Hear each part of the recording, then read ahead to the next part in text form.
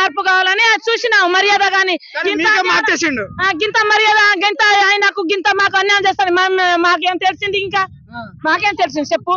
మాకు పాత అప్పు మాకు మాఫీ కాలే, ఎప్పుడో 10 సంవత్సరం కింద అప్పు మాఫీ కాలే, ఇప్పుడు కొందరికి మాఫీ చేసిండు. ఇదైనా మాఫీ అవుతాదేమో, మాకు పాత అప్పు అయినా మాఫీ అవుతాదేమో చూసినాం.